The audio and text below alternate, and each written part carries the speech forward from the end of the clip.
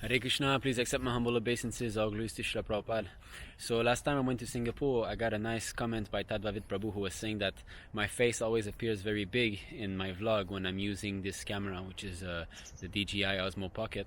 So I found a way to find a remedy for this, and it's this here, which is a lens which was widen the angle. So we will try this now. So let's see. So this is without the lens, and here you go. This is with the lens, so it looks much wider, as I can see in the screen. So you can see simply with the lens we can change the vision. That's actually the goal of life.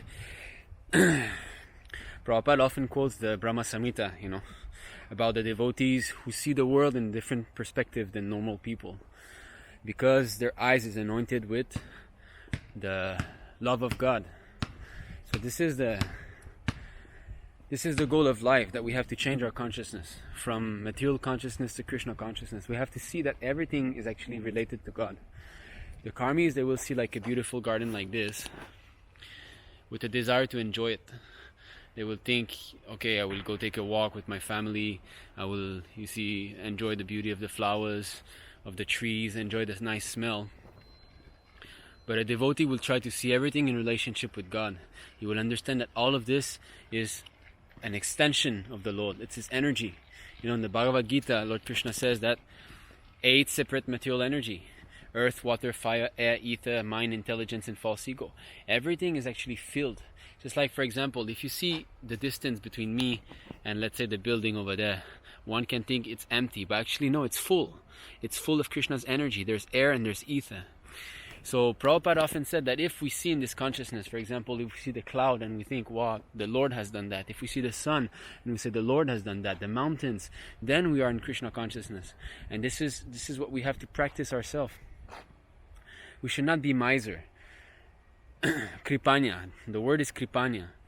Kripanya means miser. It means that a miserly man, just like he has billions of dollars, but he doesn't know how to use it. He has billions of dollars, but he keeps a car very old that has full of problems, or he keeps like dirty clothes. He's a miserly man. He doesn't know how to properly use his wealth.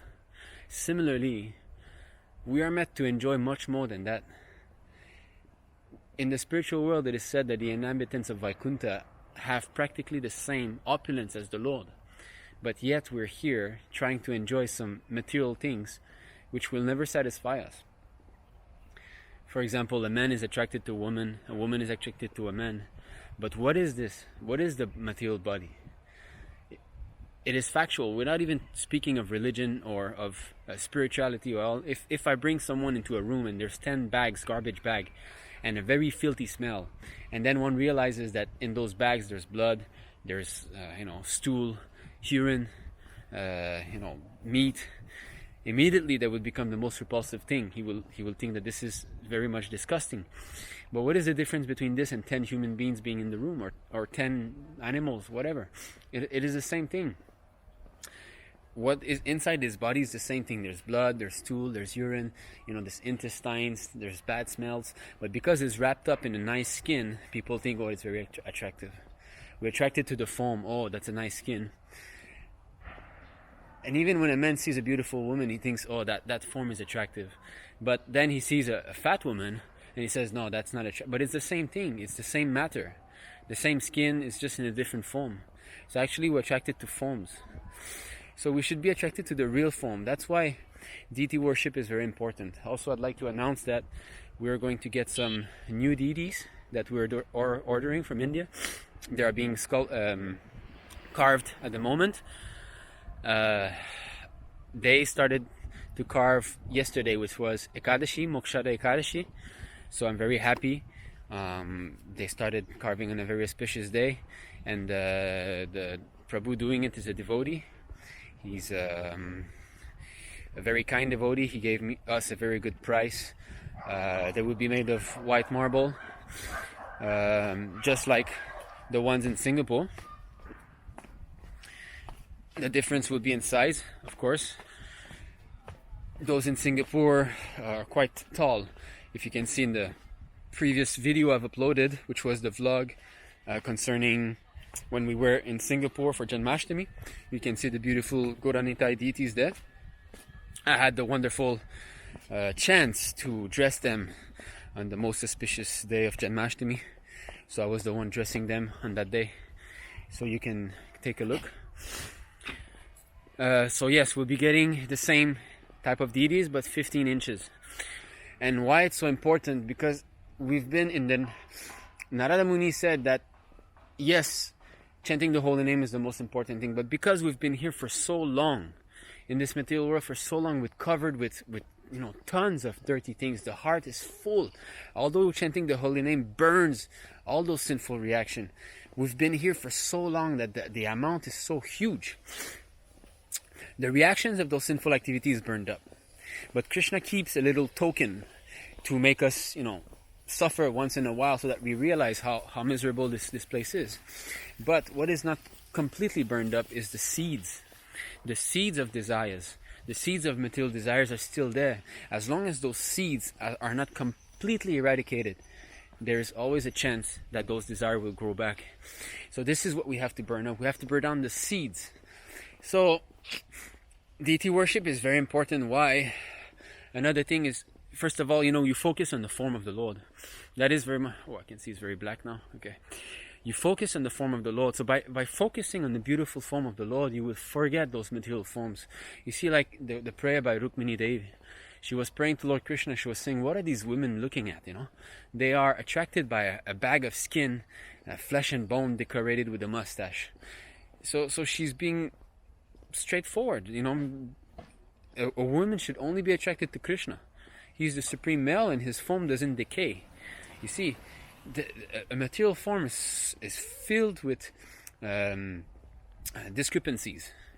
It stinks, it decays, it's limited, so many things. We are after real enjoyment. After all, every living entity is searching this. We are all searching the same thing.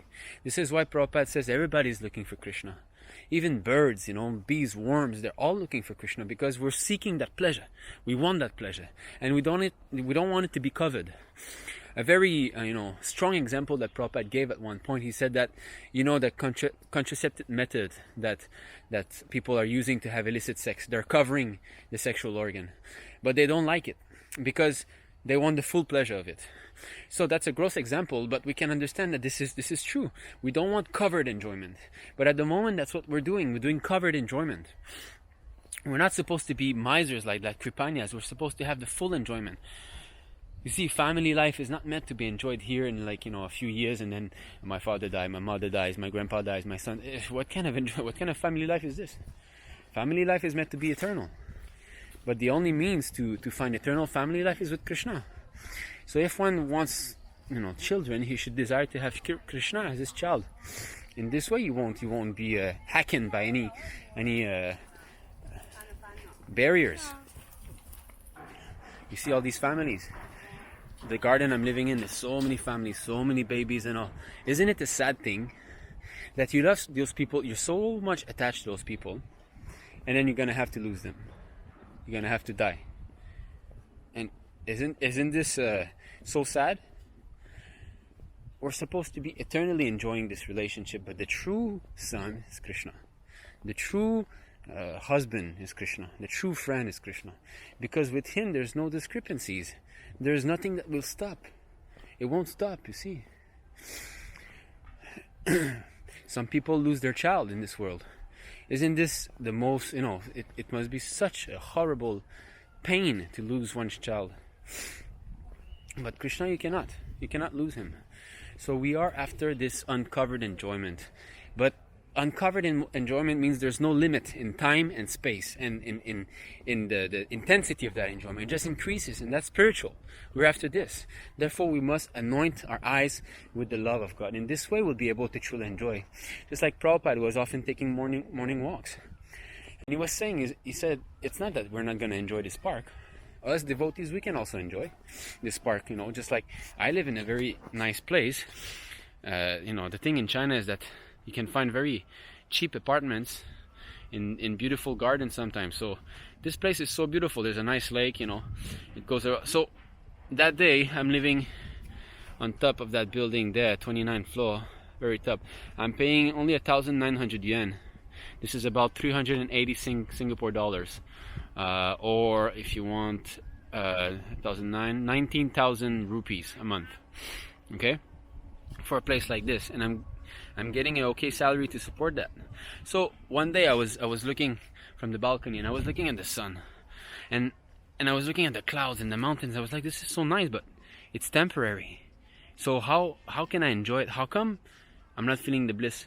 And then suddenly I realized, wow, it's Krishna's energy. You know, I was looking at the sun, I was like, wow, Krishna did that, the mountain. And then I felt what it is, you know, to be able to enjoy this in its proper perspective. That this is the Lord's energy. He made it. And that because there's a connection to Krishna, then yes, that's real. You see, so that's why in the Chatur Shloka of Bhagavatam, Lord Krishna told Brahma, he said, whatever is not in relation to me and seems to have any value, it is illusion. It's not true. It doesn't have any value if it's not in relationship to me. But what is not in relationship to Krishna? Everything comes from Him. All is Him. We're part and parcel of Him. This is His energy. So how can there be something not in relationship with Him? So that means it's simply the consciousness. Because everything, after all, is spiritual. That's why in one of the purport of Bhagavad Gita, Srila Prabhupada states that the highest realization of Krishna consciousness is to renounce the material concept of life. That is deep, you see. To renounce the material concept of life means to stop thinking that here is material, here is spiritual. So of course, because we're not on that level yet, we have to properly separate. We have to say, you know, this is material, this is spiritual. But actually everything is spiritual. Because this came from Krishna. Just like if you see the sun. They say that it takes 7 minutes for the sun rays to come here. So those photons, those atoms of sunlight that are touching my hand, they were there. 7 minutes ago, they were billions of miles away, and they were there on the sun planet. They were actually on that globe, and now they're here. They've traveled all the way to... So similarly, everything else has emanated from the Lord. That means that this earth was there touching Krishna. And you see, all this ether, this air, this sky, everything was there touching the Lord. It has emanating from Him so far away. And another thing is that actually He's everywhere in the atom also. So God is everywhere. These things that's what we have to realize, and then we'll be happy. Then we'll feel what it is to truly be happy, you know. That's what we're after. So again, coming back to the deity worship, that's very important. And not only that, but to regulate our life. Prabhupada said that if a grihastha lives near the best is that he has to live near the temple and be engaged in the temple activities. And if he wants to worship the deity, then let him take second initiation and worship the deity in the temple. In this way, the effort, the energy won't be, partitioned everywhere. But for grihasthas who live far from the temple, then they should get deities. That will regulate their whole life. Just like now, we've been living here for about almost half a year, and sometimes we do Mangalarti at 5 o'clock, sometimes 5:30. Sometimes I don't do it. I simply wake up, offer incense and a flower, and then I chant. So you see, I'm trying to be as regular as possible. Of course, I had health problem, and also I've got 2 jobs. One of the job I have to leave the house at 7, and the other job I have to leave at 8:15. So that makes a mess. But anyway, I will give up the other job, and I will work Monday to Friday, and every day I will leave at 8:15, you know. So that in that way I will be regulated, and we'll have the beautiful deities. So then every day we'll have our Mangalarti, because I'll think, oh, the Lord, Chaitanya and Nityananda are there. I should not just, think of my sleeping. No, I have to wake up. I have to go there, change them, wash them, do nice arti, cook for them. So that will regulate our life. And also that will regulate everything else, because the center of the house will be them. Shishigoranitai. And then we'll think, okay, then we must do Mangalarti at 5. That means we wake up at 4. Then we must cook at this. Then that means Krishna Sudam, our son, must take a nap at this time, and this. So our whole life will be regulated in this way. And then evening time, okay, we finish everything, and at 7 or 7:30 we do a little arti in this way, and then we go to bed, we read and read Srila Prabhupada book or listen to a class. So that's the goal. Always be in Krishna consciousness. Anoint our eyes with love of God. That's the whole point, because we don't have much time. That's a fact. We think, wow, I'll be here forever. No. People die every day. So many people. Next is us. We don't have much time. 100 years is nothing. I'm thinking, how much time do I have in my day to try to preach or do such videos? So little. I have to wake up, cook, go work, take care of my son, wash, take a shower, eat, so many things. So actually, this thinking that we have 100 years, that is foolish. There's actually verses like that speak of how many years are spent in education and playing. I think it's Pradhan Maharaj who spoke that. So okay, this is my little, I'm doing this vlog also. It's for myself. Shravanam Kirtanam Vishnu. We must keep speaking. Prabhupada says what we hear we must repeat. So for those of you, of course, it's not everybody that's comfortable speaking to a camera, but you can write about it. What we hear we have to repeat somehow or other, even if it's just a notebook that is for ourselves. You can write a few sentences. We must repeat these things. And this way it mixes up, you mix everything up in the mind, it comes back, the realization will come. So it's purifying. This is pure devotional service. Shravanam Kirtanam Vishnu. To go work and give money, that is karma yoga. It's the beginning of devotional service, but that is not in the 9 pure processes. The 9 pure processes starts with Shravanam Kirtanam. So we must do that. So why I'm doing this, especially this video, I thought, okay, let me try, that thing, and at the same time, let me make a video that I won't have to edit, and I'll just upload from the camera on the YouTube channel, and let me speak out, preach a little bit, because here I feel hacking, it's China, it's hard, so whenever I can feel a little bit of enthusiasm, then I do it. Another thing is that enthusiasm will come by following a good sadhana and chanting with attention. Just now, actually, I felt very much perturbed, so I took my bead bag, and my wife was in the garden here walking our son. I took my bead bag, I put Prabhupada stay very loud, chanting Hare Krishna, and I took my bead bag, and then I started to chant very loud. Prabhupada said, when your mind is stirred to, chant louder. So I put Prabhupada full on, Hare Krishna, Hare, and I was chanting Hare Krishna in the house like that. I finished a few rounds like that, and I could feel it. It's true, when the mind is very, perturbed, and you chant louder. Bring back your mind, because when we're chanting, it's not. I don't know the devotee who can fully focus on the Maha Mantra for 16 rounds. Prabhupada, of course, but us, the mind goes left, right, center. It's always like that. So when you realize, oh, my mind is thinking of what I'm gonna eat later, or my mind is thinking of that person praising me, or so many things, millions of. So when you realize, oh, okay, chant louder, bam, Hare Krishna, Krishna Krishna, Hare. This is so important. As long as we don't, give up offenses, we won't be able to advance a further step. And what to speak of anointing our eyes with love of God. So okay, this is my little bit, 18 minutes already. I hope I haven't bored you. So you won't see my face so big anymore, or I hope so. I think it's working. Anyway, Hare Krishna, Jai Shri Prabhupada, and I'm going to be uploading the 3rd part of Singapore when my wife and I and my son went there. It's going to be like Prabhupada's appearance day, and then our coming back to China in this way. I'm going to be uploading this maybe tomorrow, after tomorrow. Hare Krishna, Jai Shri Prabhupada.